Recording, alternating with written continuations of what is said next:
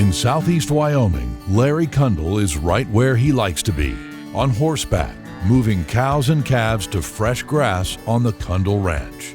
Larry grew up here, and he and his wife Ruthie worked this land together.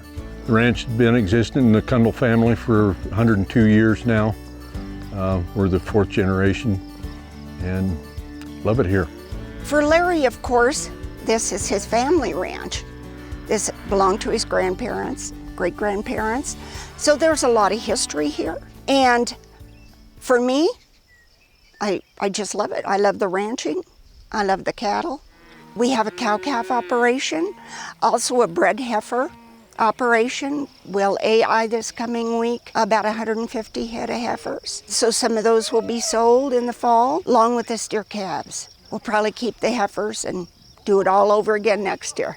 The ranch is approximately 8,000 deeded acres, and we lease another 12,000 acres from 6 neighbors and 6 government entities. So we run on a little over 20,000 acres, and ranching's what we do. The Cundall Ranch adjoins the Glendo Reservoir, which now covers the original headquarters. Their land also includes a section of the Oregon Trail, and Larry has worked to gather and preserve that pioneer history. And with a lifetime of experience, he's become an expert at monitoring the range to always keep improving. I think grass likes to be grazed. The carbon cycle likes to be pumping that carbon in the soil, so I think it's our job to graze it. Not too much, not too little. For example, this year sweet clover is abundant. It's going to be here for a short time and it's going to be gone. We're trying to graze the sweet clover to leave just enough that it'll go to seed, take the top off and move on. I see as we get better range conditions, I see the fire conditions getting better too. Larry's very innovative. You know, he looks he's what I call a kind of a ground up type manager. He looks at all the building blocks of what makes agriculture successful and what makes plants grow and those kind of things.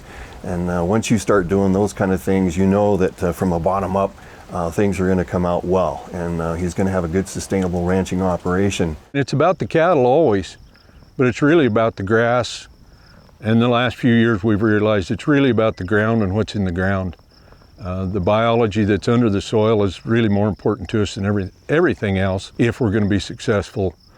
Raising grass to raise the cows that nourishes a lot of people, we hope. To supplement their grass, the Cundalls use center pivot irrigation to produce hay for winter feeding. In addition, they've added miles of cross fencing and solar-powered water tanks to help strengthen their rotational grazing plan.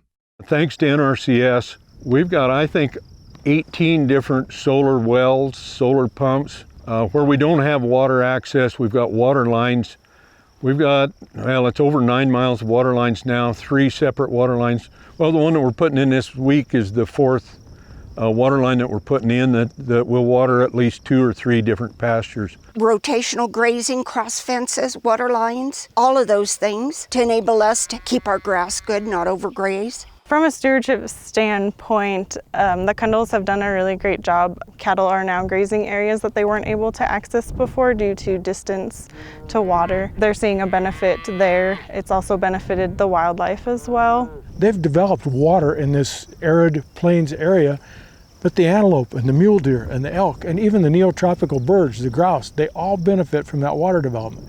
They benefit from the crops that are grown from the alfalfa. So I think they're a stellar example of stewardship and sustainability. Whether installing living snow fences, using genetic selection to reduce the size of his cows to better fit his resources, or experimenting with biochar to get more carbon in the soil, Larry is continually looking for ways to do things better, and he's always willing to share his knowledge with others. You know, Larry's a great spokesman. He's talked and gives speeches, I know in Washington, D.C., I know even in Guam, all over the western United States, he's given presentations on, you know, good range management and wildlife habitat management.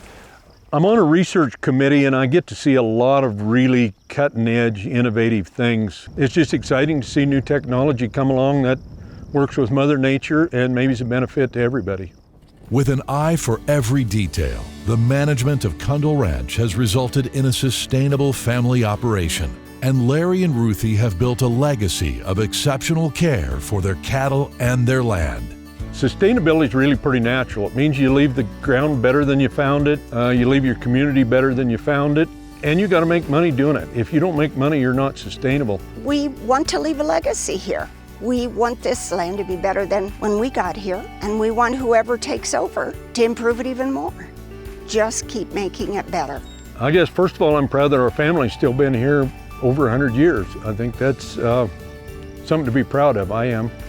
We've still got cattle. We've got more cattle than we've ever run, and the grass is looking better than it ever has. So I'm proud of that. Stewardship to me, I guess, is a lot like sustainability. It's taking care of what you got and leaving it better than the way you found it if possible.